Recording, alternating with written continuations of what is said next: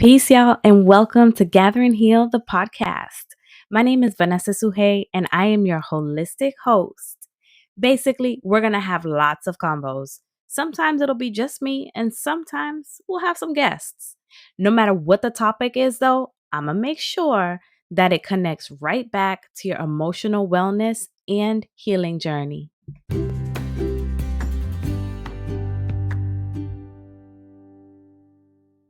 Welcome back, everyone. It's Vanessa Sujey, your CEO and founder of Gather and Heal, the podcast. I am really excited because I've got two guests. It's a 2-for-1, y'all. We got two guests here today, co-founders of the Black Lady Business School. And you already know my mentality is that our mental health impacts everything that we do, and everything that we do impacts our mental health. And yes, that boils right back down to the marketing and the business and starting at a new company or starting up your own business, like so many intricacies that come into play. And it's even better when we put our spin and we make it unique to our Black and Brown communities. So when I saw the title of this school and Kathryn reached out to me, I was like, yes, please. Yes, please. I need y'all both on a podcast. So if each of you, if y'all don't mind, just kind of introducing yourselves, tell us a little bit about who are your people, what do you do, and most importantly, what do you like to do for fun?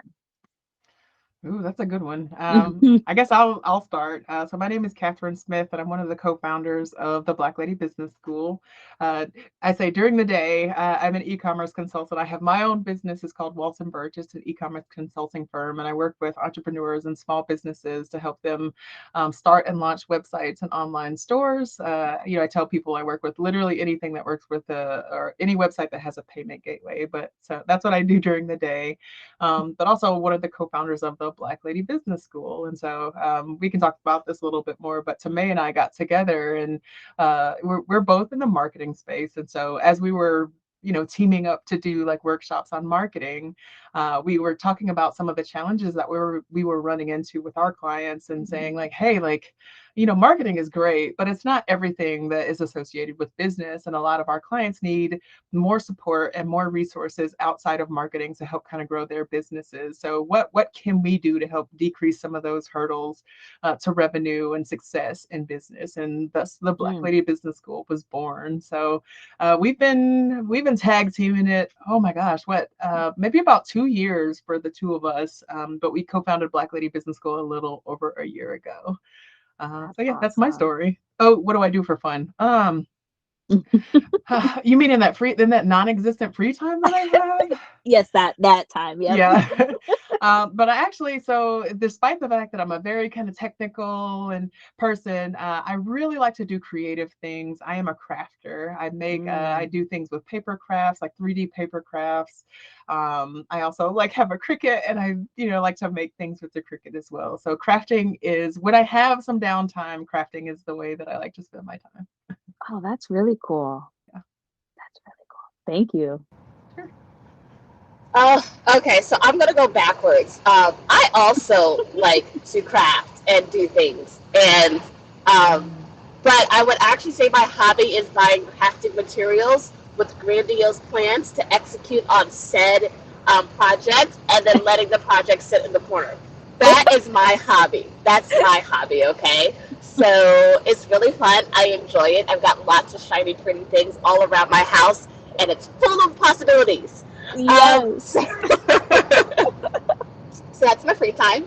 But yeah, so my name is Tamay Shannon, and I co-founded Black Lady Business School.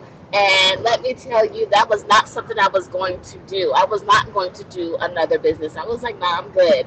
And then I met Kathryn, and I was like, well, I guess I'm doing another business. Here we go. That's just how it went. So yeah, and during the day, I run W2S Marketing, a social media agency for small businesses, making social media an effective tool in their business so they can make money, make leads, all that wonderful stuff.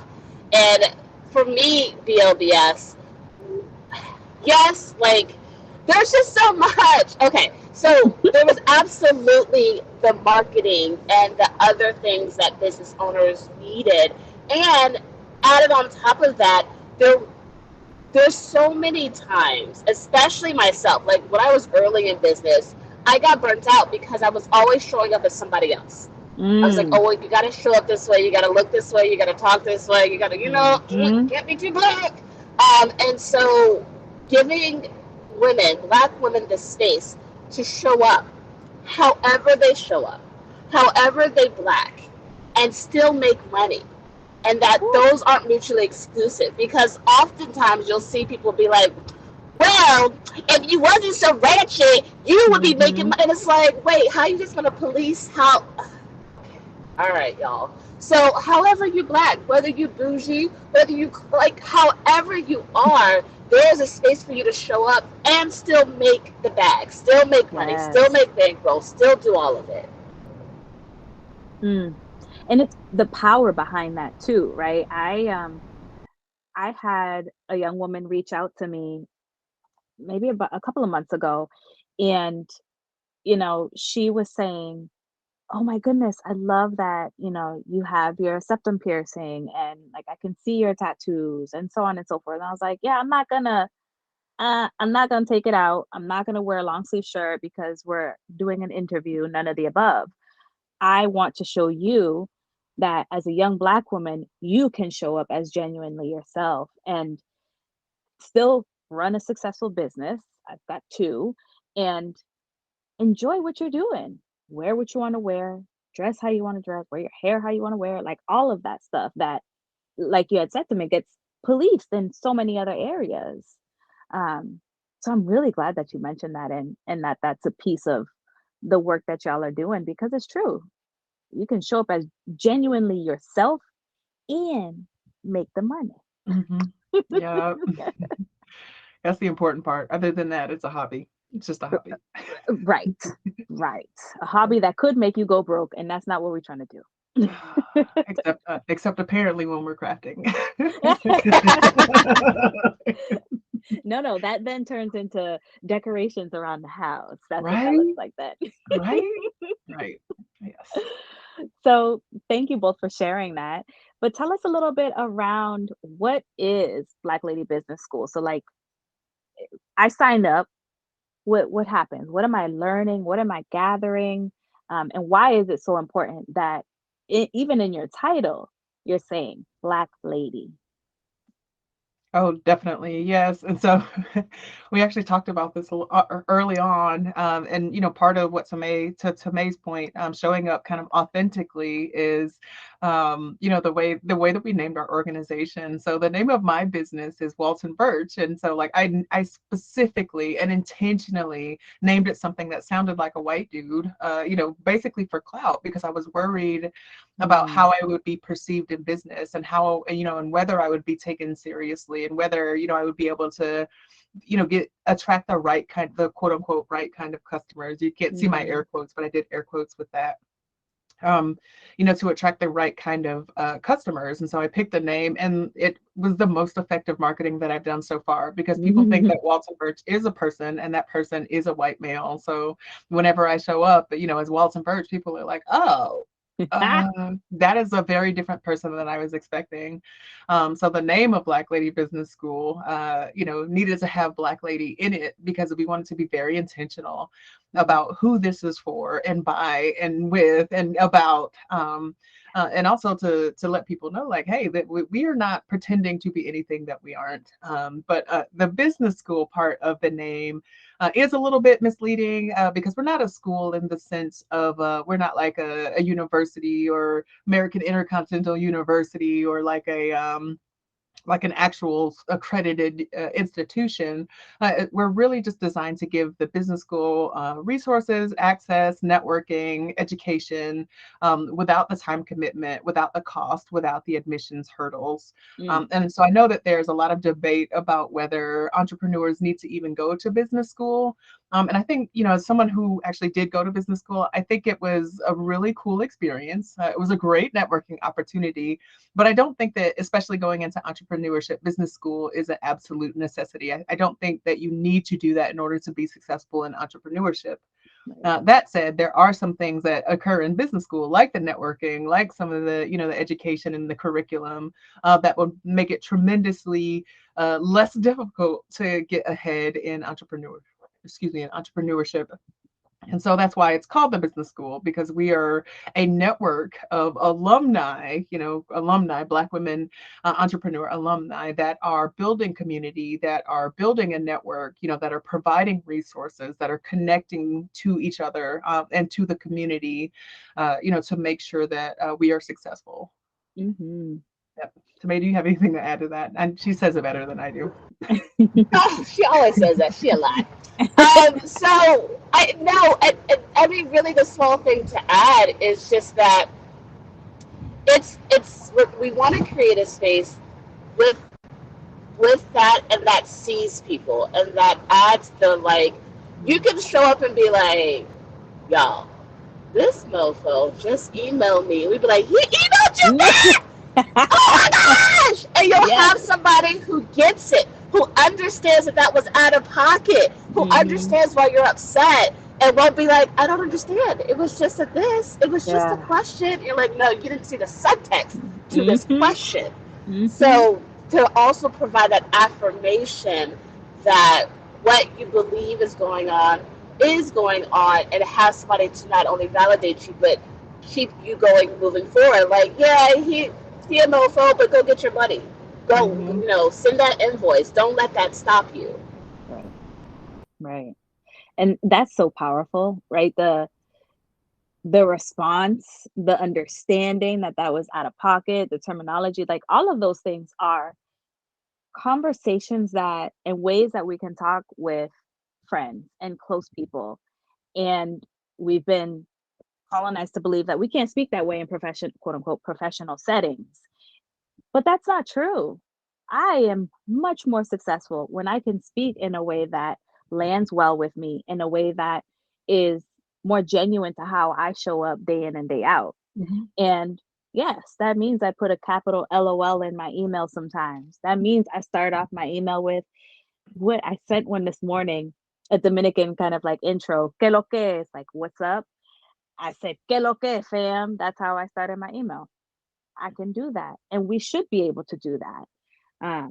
So I love how you're holding space for women to be able to come through and understand I can learn, I can increase my knowledge and experience and be successful in the business world and or entrepreneurship if that's what you want, and still be myself.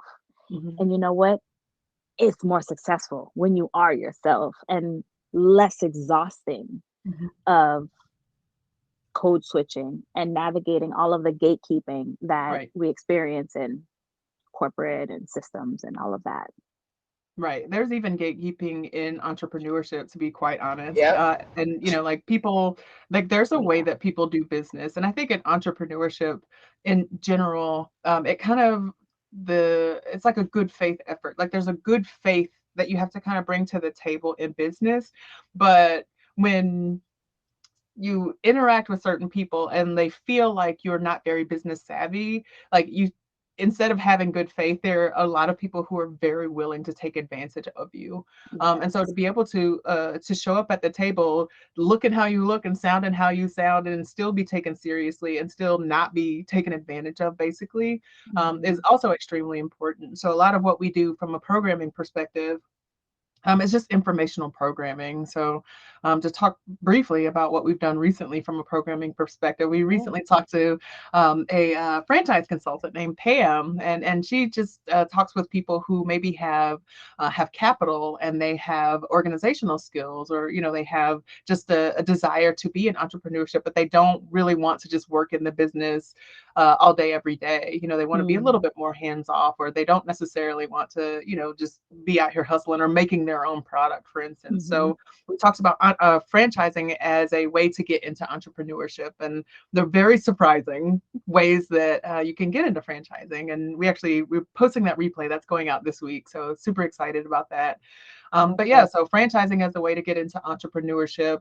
In the past, we've talked about using back of the napkin math to evaluate new opportunities. So like if you get an opportunity and somebody says, hey, for the low price of $10,000, you can get in on this. How do you crunch the numbers to say, yeah, that makes sense for my business, or no, that doesn't make sense for my business? How do you start a podcast? We did that actually. We did an episode on that as well. What else, Tamay? I know I'm forgetting something good. Oh, customer onboarding. That was exciting. That's my favorite topic by far. Also, like mindset. So it's really just That's all huge. sorts of things that help you to show up authentically in business, help you get out of your own way when it comes to starting and running a business, and help you to not have to quote unquote hustle so hard in entrepreneurship. Like not every entrepreneur, like not every small business has to be something that you make or produce or ship out on your own. There are other opportunities for getting into business. There are other opportunities for creating partnerships with other business. There are ways to kind of mitigate that risk of doing business, doing new business or expanding your business as well. So I think all of that is extremely important. Yeah. That collaboration piece, the networking and the collaboration piece, those are huge, right? And that really speaks to me because as a therapist, my background is in social work. So my first company provides individual therapy. And I don't come from the stance of I'm the expert because I'm not, right? There are many things that I need to learn. There are many things I have not experienced, and there are things that I have, and there are things that I know. But the best part about the work that we're doing in Gather and Heal is, spot on with what you both are talking about, where we tag other people in. Pam came through for y'all and talked about franchising, right? And you've got other people, I'm sure, that are coming in and talking about these different topics. And that really helps to dismantle this concept of hustle and figure things out on your own. And I can do this myself. Where if you take that step back and you open up that lens, there are so many people. We out here rooting for you, rooting for us. Right. And like, let's pull in, let's do this in community and recognize that, okay, this person has this skill set. I've got this one. This person's got this one. It's so important. And then also, hustling is the quickest way to stay poor. Like, Ooh. you don't see Warren Buffett out here hustling. That man ain't hustling. Like, that's not, no. So because we have this thing about the community right now where generational wealth is a thing, it's a big conversation. Nobody's getting the generational wealth hustling. It's not going to happen. It cannot happen. If you look at these super rich, super wealthy, like, they're so wealthy, it's like ridiculous. It's not through hustling. Nothing, like, it's not through hustling. It is through collaboration. It's through leveraging. It's through working with others. And so, yeah.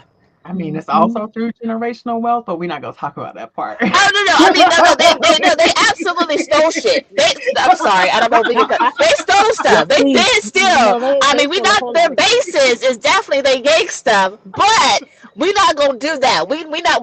That's not us. That's not us. We gonna do it better. We gonna do it better. Right. Like we can work collaboratively. So where, like all Elon had to do to buy Twitter was to like basically take out a loan against his bajillion dollars in stock of Tesla. Like he's literally taking out a loan against money that is very theoretical, which, the average everyday person can't do. Like I can't take out a $6 million loan against the 2 shares of AT&T that I have. You know what I'm saying? Like I can't do that. But if we come together, like if we partner with each other, we can definitely leverage economies of scale. We could definitely go in on a lease of a workspace where instead of one person spending $1,000 a month on a workspace or a co-working space, we can work together and somebody lease that space out, or like a commercial kitchen or a workshop or a maker space or something like that, and leverage those economies of scale so that things that are expensive for individuals can be more affordable for the group.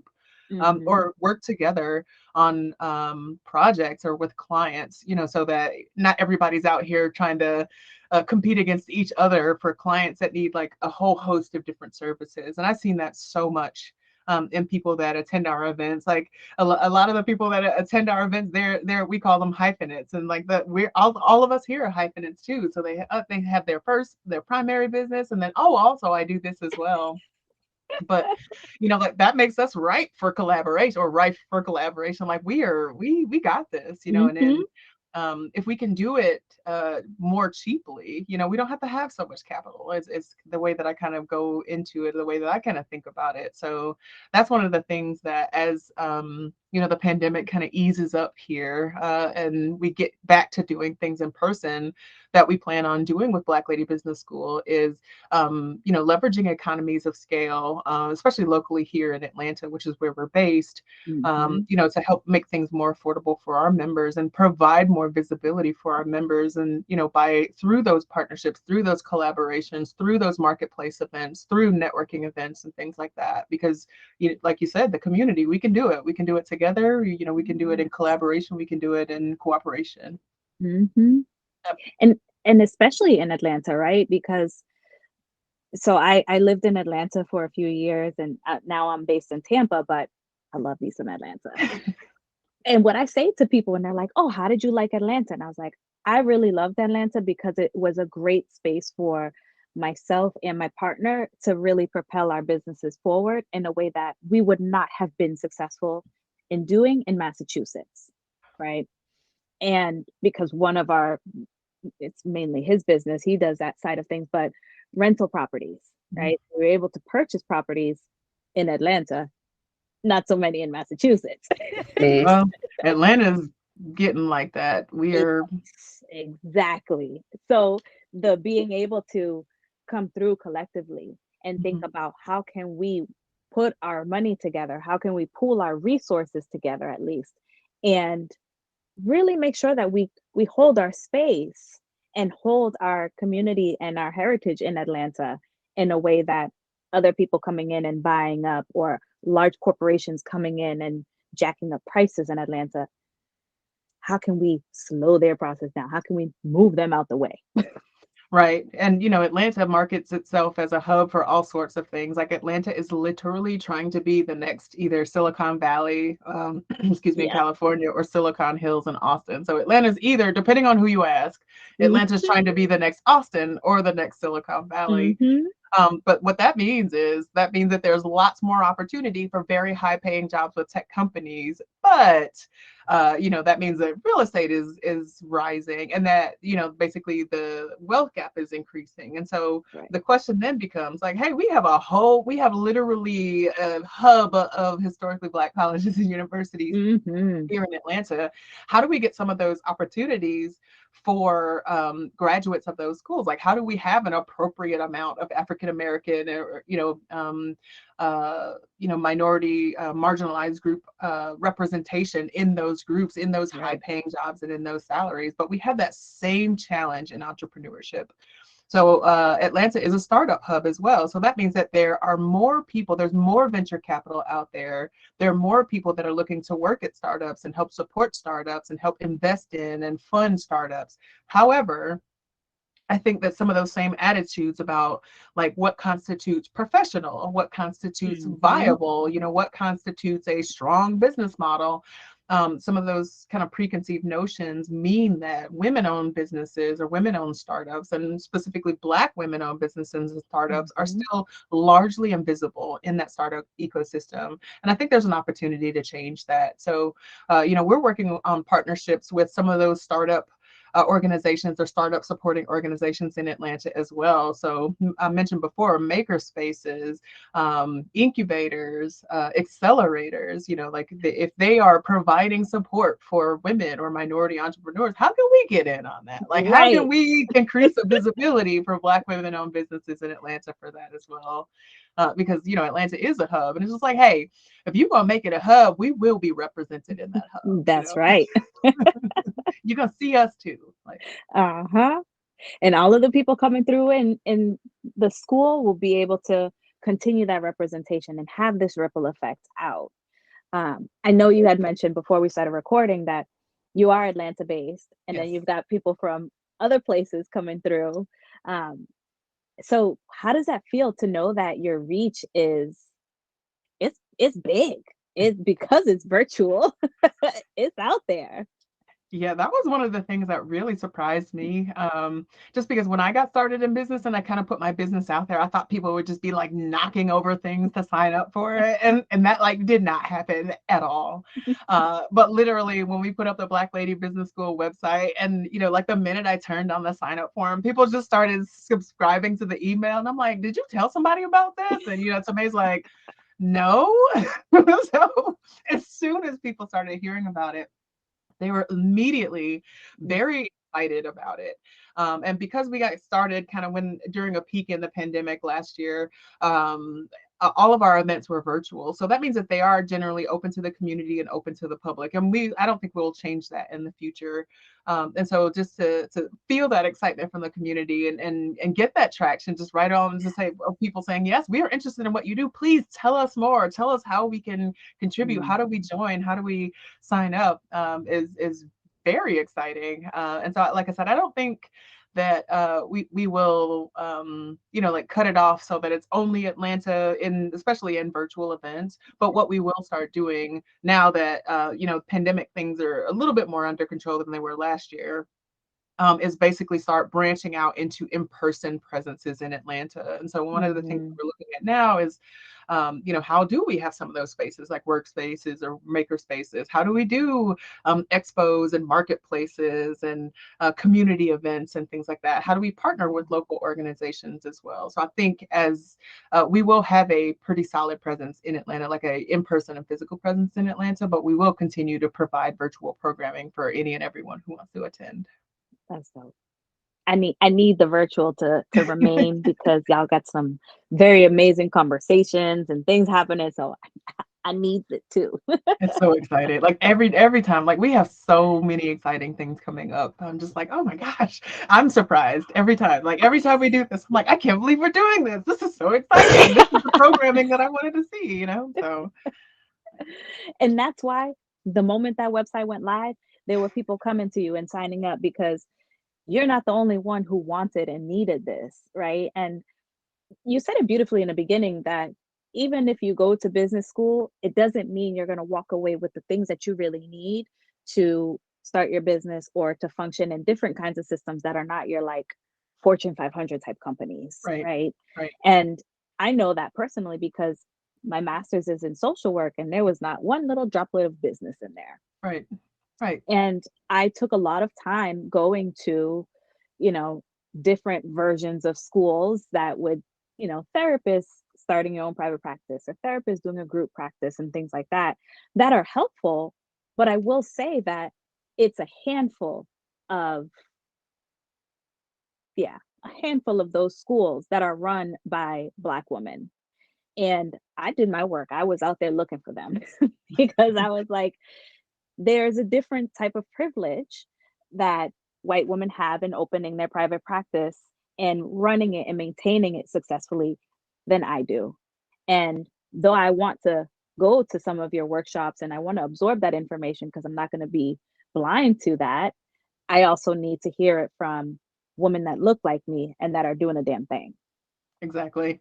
Exactly. Oh, that's so true. And so many women-owned businesses and Black women-owned businesses have that kind of community-based or philanthropic-based focus where they're not just trying to provide like a service as a, you know, it's not just like, oh, I'm going to start this so that I could just make some money. It's I want to provide the service that was lacking in my community. Yes. Which is beautiful and challenging, right? Because then it's, I want to, I call it the Captain Save a Hole complex. I love that phrase. Yes, I use it all the time. Yes. Like, wait, what? It just sums it up beautifully. Out here trying to save everybody and everything. And that's when it turns into a hustle. And that's where this like drive and I have to work around the clock comes in. And our passion is beautiful. And we have to recognize that to run a successful business or to be a successful employee, if that's what you choose, we can't function that way because it's not sustainable and it's going to impact our mental health and then how we show up in other aspects of our lives. Mhm. So we got to keep that in mind. We can't run ourselves into the ground because then who who's gonna save the hoe if the captains are down for the count? Right. I need to write that one down.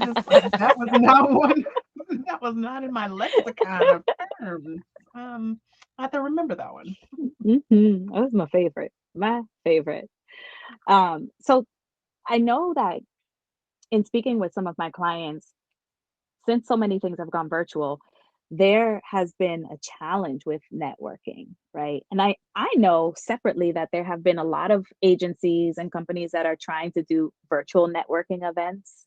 But do y'all have any like tips maybe for people on how do you navigate a virtual networking? I mean, I don't even like being in a room with people and trying to network. I can't fathom the online networking thing. Yeah, no, I'm just gonna go on mute and let Tamay talk about this one. So, for virtual networking, really, one of the things that I do for myself is I make sure that I like what I have on. So I typically like to wear bright colors. So pink lipstick. I got some yellow earrings on. Yeah. Like I like to wear bright colors because that for me has me step into my you can't tell me shit. Ooh, And so let's when go. I'm in that space, what comes out is me having fun. So I might be talking about business, I might be talking about what I do, I might be offering resources, but what people are left with is that is somebody I want to interact with. Mm, I don't know what we're gonna do. I don't even know if I need her. I just want to talk to her. mm, So that's what people are left with. So I would say from virtual networking, just show up as you and have fun. mm, Show up as you and have fun. And what people are going to be left with is your spirits. And that's what's going to connect people because at the end of the day, we all do the same thing. We offer a service or we offer a product or we offer something and we can get it from 20 different people. The reason why we choose who we work with is because we're like, that is the person I believe who can help me, support me. I like what they're about. I like what they're doing, but there's something about their commitment. There's something about what their why that speaks to mhm, you, and that's why you give them money. Not because they're like, oh, I'm super successful and I've worked with 50 million people. It's like, okay, yeah, everybody has receipts. Okay, that's cool. So yeah, just whatever you need to do to show up as you and have fun, do that. yeah. Yeah, so Tamay's definitely the chief culture officer, the CCO. But Tamay, tell them briefly. So we have events on all types of platforms because we know that people show up in different ways. So for the Mm, people that don't want to be on camera, we do in Clubhouse.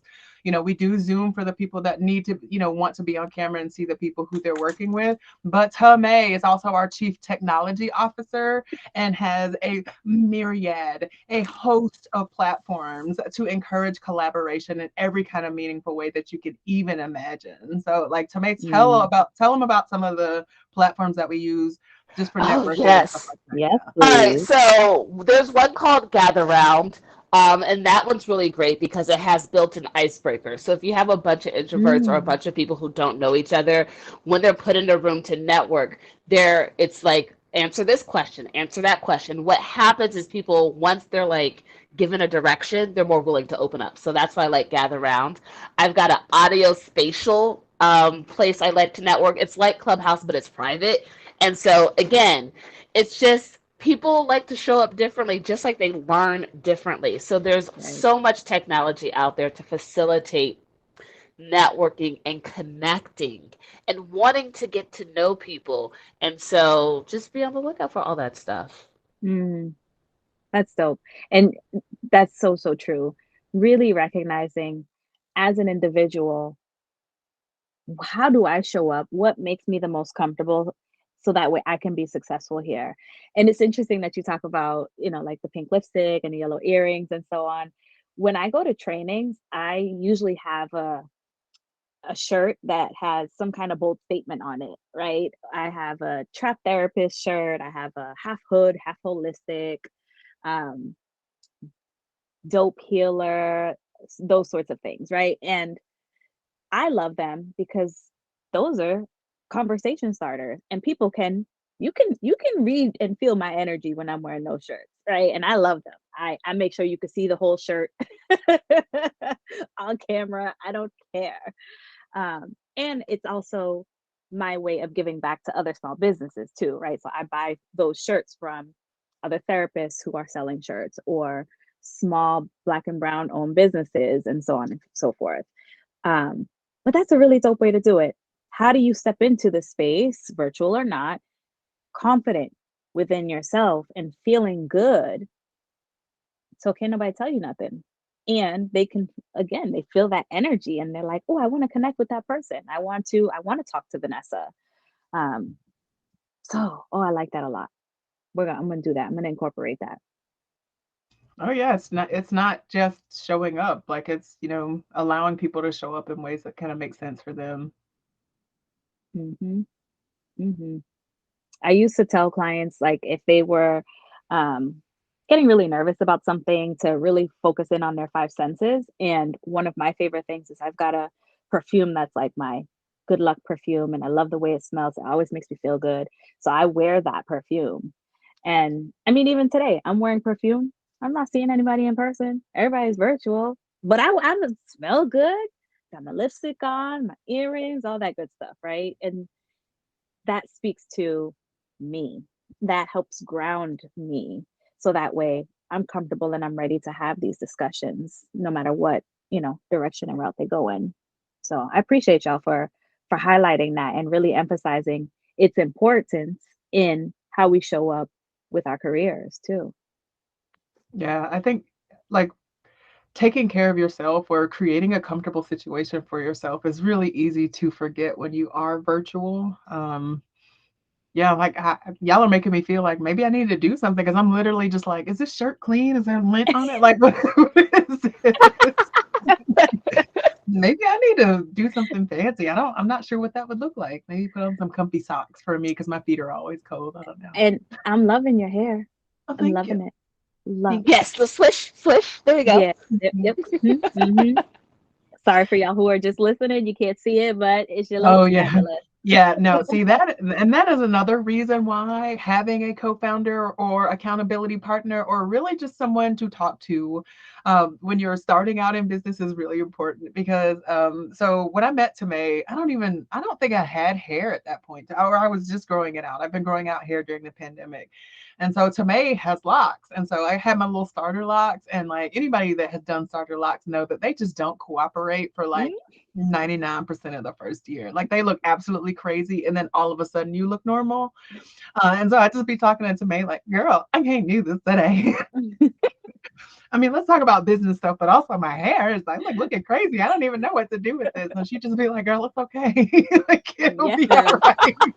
Yes. So yeah, like she knows now. Like whenever I get my hair done, I'm sending her a picture. She's like, "You sent me a picture. I thought something was wrong." I was like, "No, I just look cute today. Thanks." Exactly. That's But like yeah. that new real audio that's going around. I don't have nothing to say. I just look good today and I wanted y'all to see. Yes, I've Spot seen on. so many women doing that, and like that's what it's for. Like that's what the community is for. Because somebody's like, "Girl, yes, I love that. Like, love that." hmm hmm Loud as Exactly. is. Uh, so I don't know where time goes. I just love having conversations.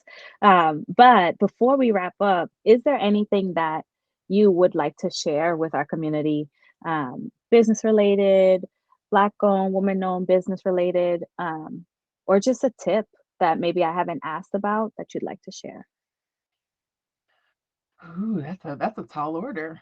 I Um, know. Tamay, do you have something you want to go first, Tamay? You always have the good stuff.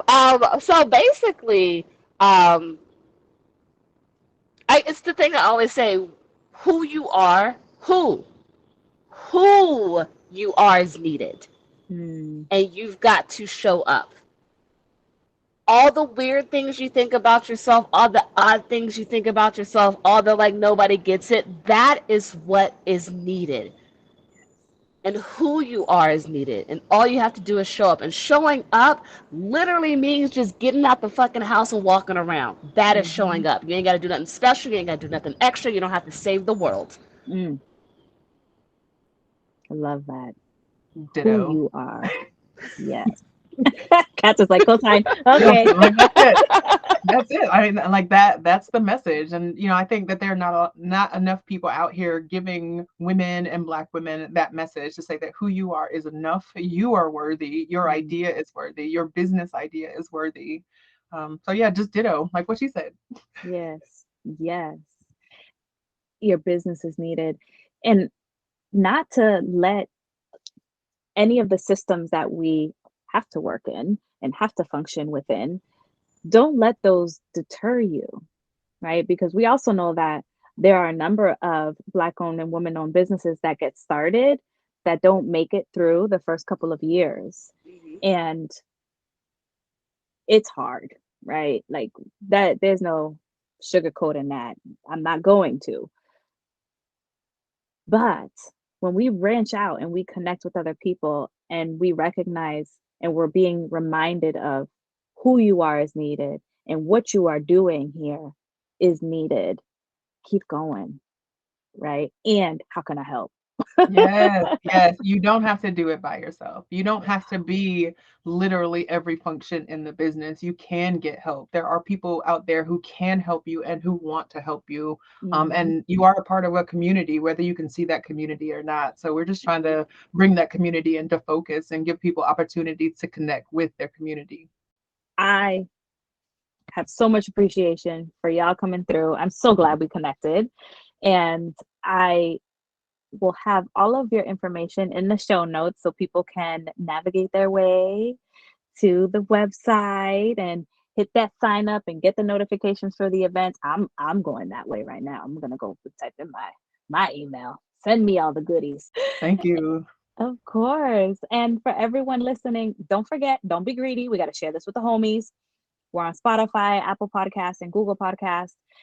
We're really active on Instagram, gather.heal. And if you ever have any questions or a particular topic you want to hear about, let us know. This space, these conversations and information is for you. It's for us. So without further ado, I hope everybody listening and our beautiful guests, thank you so much. And I hope y'all have nothing short of a beautiful fucking day. Peace, y'all.